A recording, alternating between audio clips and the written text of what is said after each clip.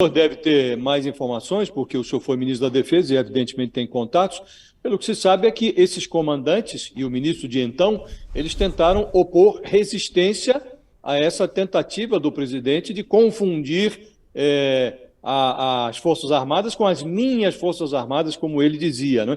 Foi isso, não foi?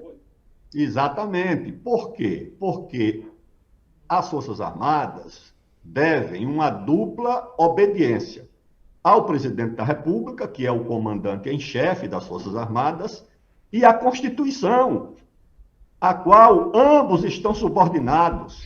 Quando elas se aproximam de um conflito e de uma escolha entre a obediência ao chefe, que é o presidente da República, e a obediência à Constituição, que está acima de ambos, é claro que eles vão obedecer à Constituição.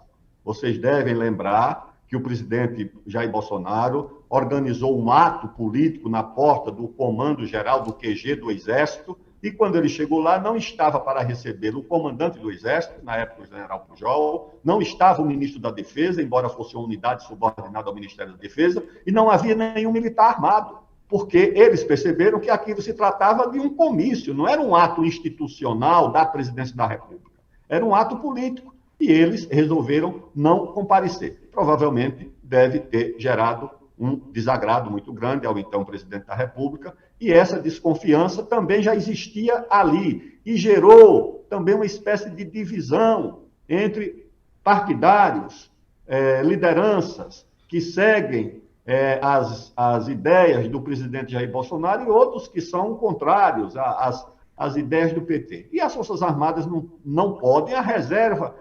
Isso acontece, mas dentro daqueles que estão nos quartéis, nos comandos, essa divisão não pode acontecer. Nós chegamos ao ponto, né, ministro? Voltamos, aliás, ao mesmo ponto, né? O senhor recorda adequadamente que os comandantes militares tentaram, em determinado momento, opor resistência a essa politização das Forças Armadas, patrocinada pelo Bolsonaro, e foram afastados, demitidos. Ocorre que, no lugar deles, assumiram Braga Neto, Paulo Sérgio Nogueira, generais que, no comando do Ministério da Defesa, se associaram ao processo do Bolsonaro de questionamento das urnas, do sistema eleitoral. Braga Neto virou candidato a vice do presidente. E os comandantes que assumiram no lugar dos demitidos também confundiram Forças Armadas com forças políticas, não é? Então, nós estamos diante desse problema. Como descontaminar essas Forças Armadas? Como repor a hierarquia, como o senhor disse no início da sua resposta, algo tão essencial no convívio do poder civil com Forças Armadas? Eu acho que o começo, Josias, é combinar duas coisas muito difíceis, que é a punição, por um lado, aos crimes, à indisciplina, e, por outro lado, o esforço de pacificação do país. Você sabe que governo não pode ser parte do problema. Governo tem que ser parte da solução. Governo que é parte do problema não vai muito longe. Governo é eleito para ser parte da solução dos problemas e não ele próprio se transformar num problema. Então, o governo, primeiro, vai ter que fazer um esforço para recuperar essa confiança e essa segurança entre as duas instituições. Parte do PT não pode olhar para as Forças Armadas achando que elas estão preparando um golpe para amanhã, como ficaram repetindo nos últimos 4 anos, e eu tive que polemizar muitas vezes com eles. E as Forças Armadas não podem olhar para um governo de inclinação de esquerda como se vivêssemos em 69 ou 70, em 68. Não pode haver isso.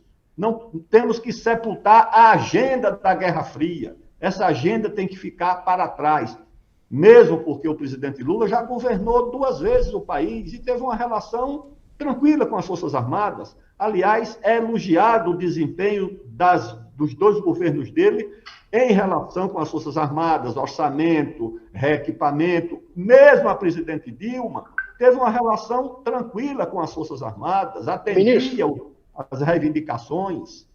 Ministro, essa agenda da Guerra Fria foi recolocada pelo ex-presidente Bolsonaro. E, aliás, por tudo que o senhor falou aí, o senhor citou aí esse exemplo da demissão dos comandantes militares, do ministro da Defesa, etc., o Bolsonaro, eu queria perguntar ao senhor o seguinte: o senhor está falando da atuação do presidente Bolsonaro sobre as Forças Armadas. O ex-presidente Bolsonaro desorganizou as Forças Armadas? O senhor diria que elas estão desorganizadas e precisam ser reorganizadas? Tales, é difícil encontrar inocentes nesse problema, tá certo? Há uma responsabilidade grande do presidente, do ex-presidente Bolsonaro, porque ele era o presidente da República.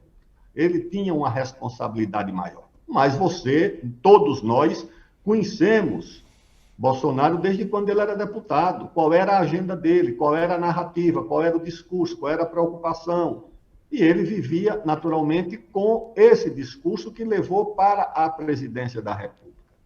O problema é que, além da presença dele e da responsabilidade dele, também houve quem retroalimentasse esse discurso com a ideia de que as Forças Armadas estavam, de fato, preparando um golpe e que o presidente Bolsonaro daria um golpe com apoio das Forças Armadas. Se havia, dentro das Forças Armadas, em setores da reserva ou da ativa, alguém que tivesse interesse ou apoiasse esse tipo de devaneio, é possível. Agora, nós sabemos que as Forças Armadas não vivem apenas dos seus integrantes. Instituições como Forças Armadas vivem também da sua memória, da sua história. A memória e a história pesam também nas decisões dos homens em instituições dessa natureza.